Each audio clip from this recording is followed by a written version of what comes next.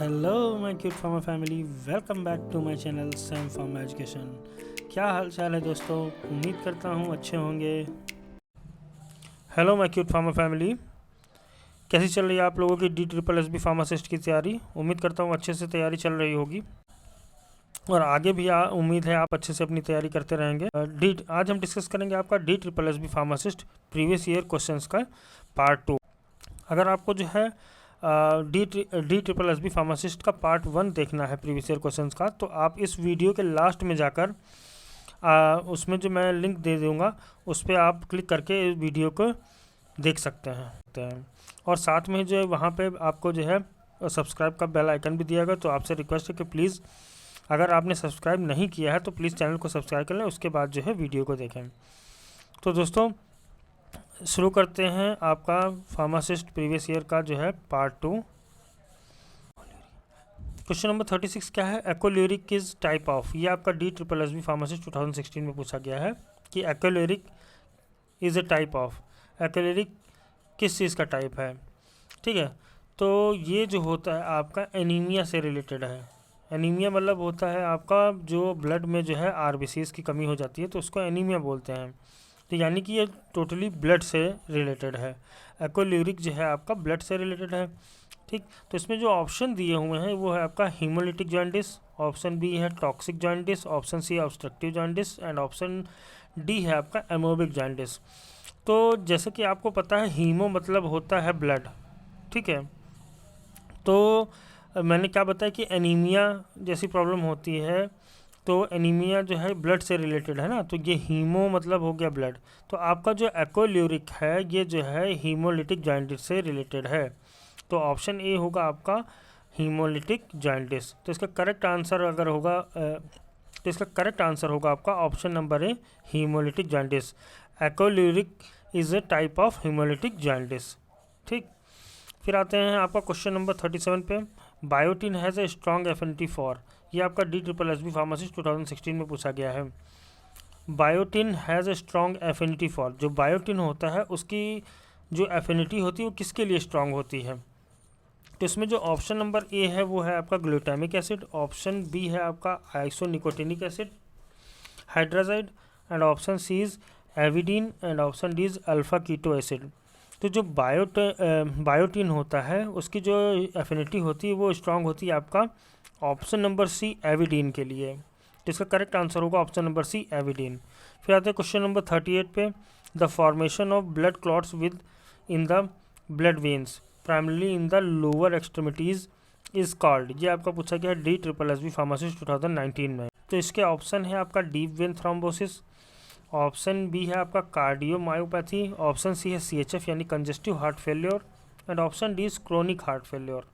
तो जो आपका क्वेश्चन है the formation of blood clot within the blood veins, ये जो है कि जो ब्लड क्लॉट होता है आपका ब्लड वेन्स में, ये जो है लोअर एक्सट्रीमिटीज़, इसकी लोअर एक्सट्रीमिटीज़ क्या कहलाती हैं? तो इसका करेक्ट आंसर होगा option number a deep vein thrombosis. फिर आते हैं क्वेश्चन नंबर 39 पे। The salivary enzyme convert starch into sugar before food is solid. ये आपका पूछा गया है DSSB फार्मासिस्ट 2019 में। तो जो आपका सलाइवरी एंजाइम होता है जो कि कन्वर्ट करता है स्टार्च को शुगर में खाने से पहले, वो कौन सा होता है? तो इसमें ऑप्शन ए है आपका पेप्सिन, ऑप्शन बी है गैस्ट्रिन, ऑप्शन सी है ट्रिप्सिन एंड ऑप्शन डी है टाइलिन।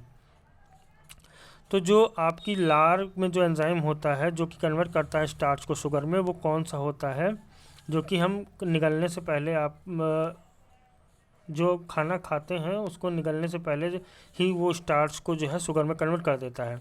इसका करेक्ट आंसर होगा आपका ऑप्शन नंबर डी टाइलिन। फिर आते हैं आपका क्वेश्चन नंबर 40 पे। Greatest absorption of iron take place इन।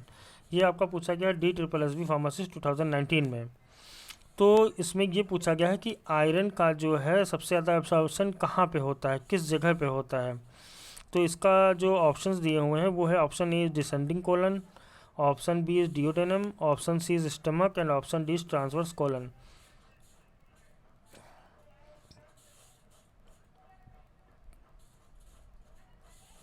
तो जो आयरन का एब्जॉर्प्शन जहाँ पे सबसे ज़्यादा होता है वो होता है आपका ऑप्शन नंबर डी डिओडेनम। तो इसका करेक्ट आंसर होगा option number B duodenum. Question number 41 is first in first out method is method associated with DSSB pharmacist 2021। Sorry, ये जो है आपका गलती से जो है टाइप हो गया है, उसके लिए सॉरी। तो इसमें क्या होगा कि जो first in first out method है वो किससे एसोसिएटेड होता है? तो ऑप्शन ए है codification of items, option B is pricing of material, option C is inventory control technique and option D is purchase procedure. जो फर्स्ट इन फर्स्ट आउट है, मतलब जो पहले आना और पहले जाना मेथड है, वो किससे रिलेटेड है? फर्स्ट इन फर्स्ट आउट, ठीक है। तो ये आपका जो है एसोसिएटेड है option number C, inventory control technique से। First in first out method is associated with inventory control techniques. फिर आते क्वेश्चन नंबर 42 पे, which one of the following can considered as home trade. ये आपका पूछा गया है DSSB फार्मासिस्ट 2020 में कि आपका जो है होम ट्रेड इनमें से कौन सा जो है आपका कंसिडर्ड होता है एज ए होम ट्रेड।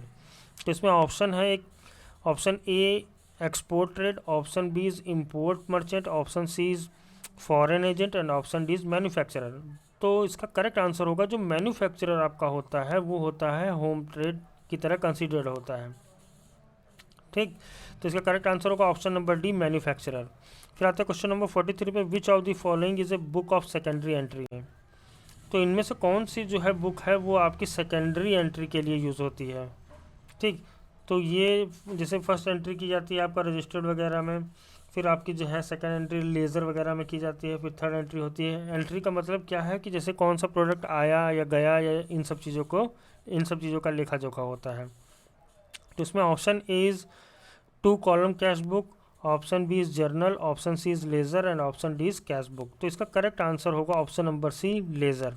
जो बुक सेकेंडरी एंट्री की तरह यूज़ होती है वो होती है आपका ऑप्शन नंबर सी, लेज़र। फिर आते हैं क्वेश्चन नंबर 44 पे, a clinical disorder cause due to protein energy malnutrition is, ये आपका पूछा गया है DSSB फार्मेसी 2019 में। A clinical disorder cause due to protein energy malnutrition is, ये आपका पूछा गया है DSSB फार्मेसी 2019 में, ठीक है। तो जो प्रोटीन एनर्जी माल न्यूट्रिशन के कारण जो है आपका जो क्लिनिकल डिसऑर्डर होता है वो कौन सा होता है। तो इसमें option A is phenylketonuria, option B is alkaptonuria, option C is kwashiorkor and option D is hypervalinemia, ठीक है। तो जो आपका प्रोटीन एनर्जी माल न्यूट्रिशन के कारण जो है डिसऑर्डर जो होता है क्लिनिकल, वो होता है आपका ऑप्शन नंबर सी, क्वाशरकोर। फिर आते हैं क्वेश्चन नंबर 45 पे, presence of electrolyte decrease the solubility of gas in water by, ये आपका पूछा गया DSSB फार्मेसिस्ट 2019 में। तो इसमें क्या पूछा गया है कि जो है गैस की सॉल्युबिलिटी वाटर में किसके कारण, किस इलेक्ट्रोलाइट के कारण जो है डिक्रीज होती है। तो इसमें ऑप्शन है, ए है आपका साल्टिंग आउट, ऑप्शन बी है आपका common ion effect, option C है आपका कॉम्प्लेक्स फॉर्मेशन और ऑप्शन डी है सॉल्युबिलिटी प्रोडक्ट प्रिंसिपल। तो जो गैस की सॉल्युबिलिटी वाटर में जिस इलेक्ट्रोलाइट के कारण कम होती है वो है आपका ऑप्शन नंबर ए, साल्टिंग आउट। फिर आते हैं क्वेश्चन नंबर 46 पे, a mineral required for the synthesis of insulin in pancreas is, ये आपका पूछा गया है DSSB फार्मेसिस्ट 2019 में। तो जो पैंक्रियाज में इंसुलिन सिंथेसिस होती है उसमें जो है किस मिनरल की ज़रूरत होती है, रिक्वायरमेंट होती है। तो पैंक्रियाज में आपको पता होगा इंसुलिन कहाँ पे बनता है। तो इंसुलिन जो है आपका बनता है पैंक्रियाज में, बीटा सेल्स में और लैंगरहैंस में, ठीक है। तो ये जो यहाँ पे बनता है वहाँ पे मतलब सिंथेसिस होता है, उसमें जो है जिस मिनरल की ज़रूरत होती है वो कौन सा है। तो इसमें ऑप्शन ए दिया हुआ है जिंक, ऑप्शन बी दिया हुआ है आयरन, ऑप्शन सी दिया है आयोडीन और ऑप्शन डी दिया हुआ है पोटेशियम। तो इसका करेक्ट आंसर होगा कि जो पैंक्रियाज में इंसुलिन सिंथेसिस होता है उसको बनने के लिए जिस चीज़ के मिनरल की रिक्वायरमेंट होती है वो है आपका जिंक। तो इसका करेक्ट आंसर होगा ऑप्शन नंबर ए, जिंक। फिर आते हैं क्वेश्चन नंबर 47 पे, losing of teeth gingivitis haemorrhage occurs in the deficiency of, ये आपका पूछा गया है DSSB फार्मेसिस्ट 2015 में। Losing of teeth gingivitis and haemorrhage, ये किसकी जो है डेफिशिएंसी या किस विटामिन की डिफिशियंसी या किस विटामिन की डिफिशियंसी के कारण जो है होता है। तो इसमें ऑप्शन जो दिए हुए हैं वो ऑप्शन ए है आपका विटामिन B1, आपका ऑप्शन बी है विटामिन B6, ऑप्शन सी है आपका vitamin C and option D है आपका विटामिन के। तो losing of teeth, gingivitis and haemorrhage जो होता है ये आपका होता है विटामिन सी की डेफिशिएंसी के कारण। तो इसका करेक्ट आंसर होगा आपका option number C, vitamin C. फिर आते क्वेश्चन नंबर 48 पे, dermatitis, diarrhoea, dementia are characteristic of. ये आपका पूछा गया है DSSB फार्मासिस्ट 2015 में। तो इसमें जो है आपका डर्मेटाइटिस, डायरिया और डिमेंशिया ये किसकी कैरेक्टरिस्टिक्स हैं? तो ऑप्शन ए दिया हुआ है आपका स्कर्वी, ऑप्शन बी दिया हुआ है पायरिडॉक्सिन डेफिशिएंसी, ऑप्शन सी दिया हुआ है पेलेग्रा एंड ऑप्शन डी दिया हुआ है ड्राई बेरी। तो जो आपका डर्मेटाइटिस है, आपका डायरिया है और जो डिमेंशिया है ये आपका पेलेग्रा के जो है कैरेक्टरिस्टिक्स हैं, ये कह सकते हैं सिम्टम्स हैं। तो इसका करेक्ट आंसर होगा ऑप्शन नंबर सी, पेलेग्रा। फिर आते हैं क्वेश्चन नंबर 49 पे, inadequate intake of folic acid can leads to. ये आपका पूछा गया DSSB फार्मासिस्ट 2019 में। Inadequate intake of folic acid मतलब होता है कि आप पर्याप्त मात्रा में फोलिक एसिड का इनटेक नहीं कर रहे हैं, नहीं ले रहे हैं, तो उसके कारण क्या प्रॉब्लम होती है। ठीक, तो option A is aplastic anaemia, option B is sickle cell anaemia, option C is iron deficiency anaemia and option D is megaloblastic anaemia. अगर आप फोलिक एसिड का पर्याप्त तरीके से जो है इनटेक नहीं कर रहे हैं या जितनी हमें रिक्वायरमेंट है उतना नहीं ले रहे हैं तो उससे क्या प्रॉब्लम होगी। तो इसका करेक्ट आंसर होगा आपका megaloblastic anaemia, option number D. ठीक, तो इसका करेक्ट आंसर होगा आपका मेगालोब्लास्टिक एनीमिया। फिर आता है आपका क्वेश्चन नंबर 50 पे, which of the following vitamins is essential in citric acid metabolism. Which of the following vitamins is essential in citric acid metabolism. ये आपका पूछा गया है DSSB फार्मासिस्ट 2021 में। तो सिट्रिक एसिड के मेटाबॉलिज्म के लिए कौन सा विटामिन जो है ज़रूरी होता है। तो इसमें क्या पूछा गया है फ्रेंड्स कि सिट्रिक एसिड के मेटाबॉलिज्म के लिए कौन सा विटामिन जो होता है आपका इसेंशियल होता है, ज़रूरी होता है। तो इसमें ऑप्शन जो दिए हुए हैं वो है आपका option A thiamine, option B है एस्कॉर्बिक एसिड, ऑप्शन सी है retinol and option D is cyanocobalamin. तो जो आपका सिट्रिक एसिड का मेटाबॉलिज्म करता है वो होता है आपका ऑप्शन ए थायामीन। थायामीन के कारण ही जो है सिट्रिक एसिड का मेटाबॉलिज्म होता है। ठीक, फिर आता है क्वेश्चन नंबर 51 पे, which of the drug combination are synergistic. यह आपका DSSB फार्मासिस्ट 2019 में पूछा गया है। इसमें से कौन सा ड्रग कॉम्बिनेशन जो है सिनर्जिस्टिक है। ठीक है, तो option A is ciprofloxacin and theophylline, option B is probenecid and penicillin, option C is penicillin aminoglycoside या aminoglycoside, option D all of the above.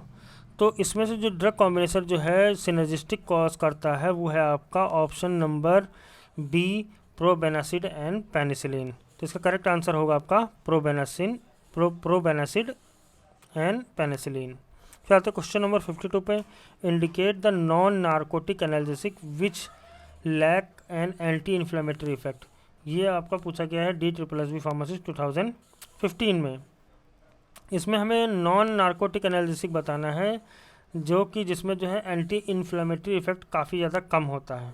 ठीक, तो option A is paracetamol, option B is naloxone, option C is metamizole and option D is ecosprin. तो इसका correct answer होगा आपका option number ए, paracetamol. ये जो होता है आपका नॉन नार्कोटिक एनाल्जेसिक होता है और इसमें जो है एंटी इन्फ्लेमेटरी इफेक्ट काफ़ी ज़्यादा कम होता है। ठीक, फिर आते हैं क्वेश्चन नंबर 53 पे, which drug is not use for treating acne. ये आपका पूछा गया है DSSB फार्मासिस्ट 2019 में।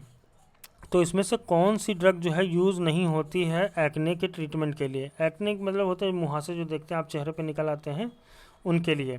तो option A is topical clindamycin, option B is monobenzone, option C is retinoic acid and option D is benzoyl peroxide. तो इसका जो करेक्ट आंसर होगा जो एक्ने के ट्रीटमेंट में जो है जो ड्रग नहीं यूज़ होती है वो है आपकी ऑप्शन नंबर बी, मोनोबेंजोन। बाकी आपका टॉपिकल क्लिंडामाइसिन, रेटिनोइक एसिड और आपका बेंजोइल पेरोक्साइड ये जो है आपका एक्ने में यूज़ होती हैं, जो मुहासे चेहरे पर निकलते हैं उनके ट्रीटमेंट के लिए यूज़ होती हैं। फिर आता है क्वेश्चन नंबर 54 पे, which of the following is a potent anti oestrogen derivative.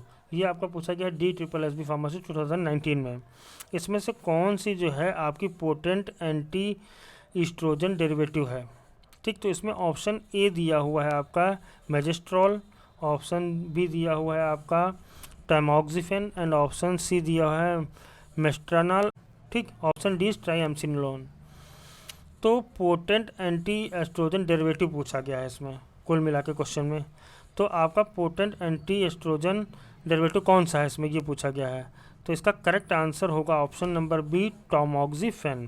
टाइमोक्सिफेन जो होता है आपका पोटेंट एंटी एस्ट्रोजन डेरिवेटिव होता है।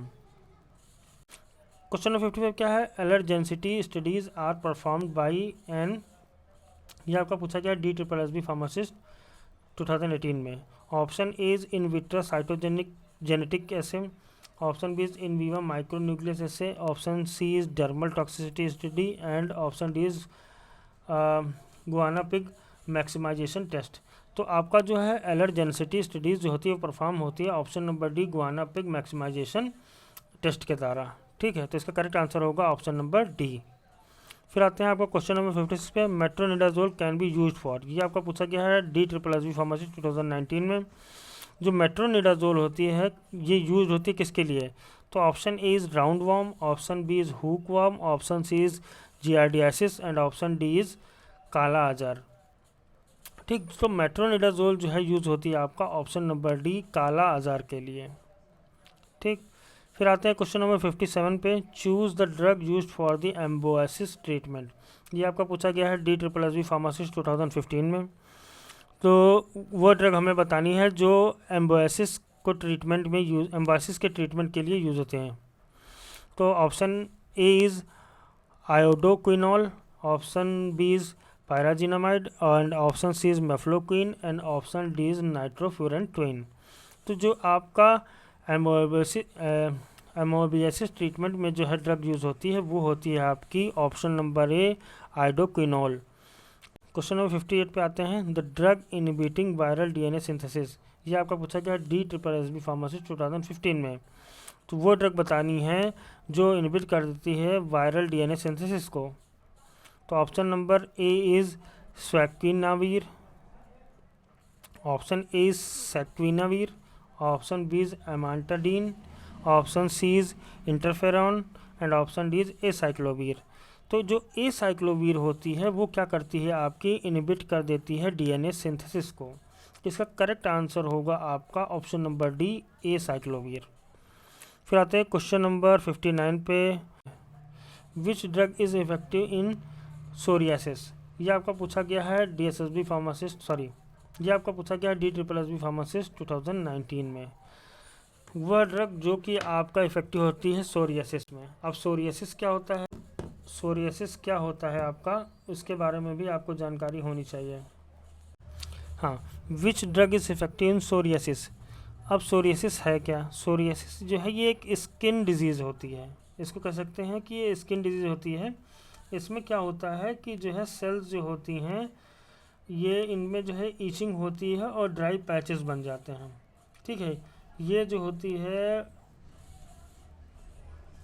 ये वो प्रॉब्लम होती है इम्यून सिस्टम के कारण, ठीक। इम्यून सिस्टम प्रॉब्लम होती है जब वो ट्रिगर होता है तो उसके कारण जो है ये सोरियासिस की प्रॉब्लम होती है। इसमें क्या होता है आपके पैचेस बन जाते हैं, पैचेस फॉर्मेशन होता है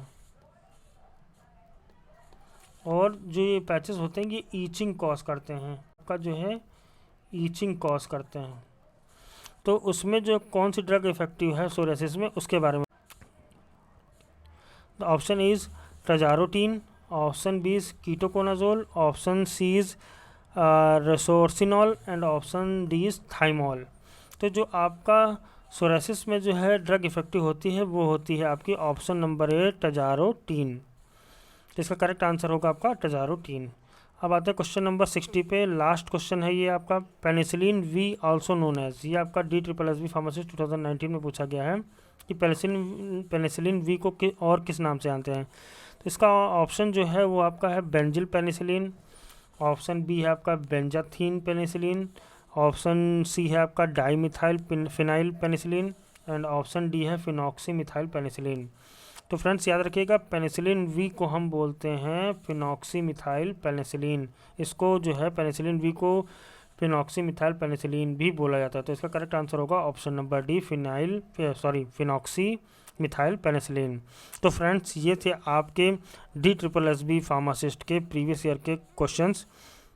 फ्रेंड्स आपसे रिक्वेस्ट है कि प्लीज़ मेरे चैनल को सब्सक्राइब करें, लाइक करें और ज़्यादा से ज़्यादा अपने दोस्तों में शेयर करें। अभी कुछ दिन में मैं जो है आपके लिए सब्जेक्ट वाइज जो है नोट्स भी लाऊंगा और आपको जो है नोट्स के थ्रू ही पढ़ाऊंगा। अभी प्रिपरेशन चल रही है, नोट्स की तैयारी चल रही है। जैसे ही नोट्स प्रिपेयर हो जाते हैं मैं सब्जेक्ट वाइज और साथ ही साथ चैप्टर वाइज जो है आपको जो फार्मासिस्ट एग्ज़ाम्स के पॉइंट ऑफ व्यू से इम्पॉर्टेंट हैं वो थ्योरीज़ जो है आपको मैं पढ़ाऊँगा। तो फ्रेंड्स इजाज़त दीजिए, मिलते हैं अगली वीडियो में।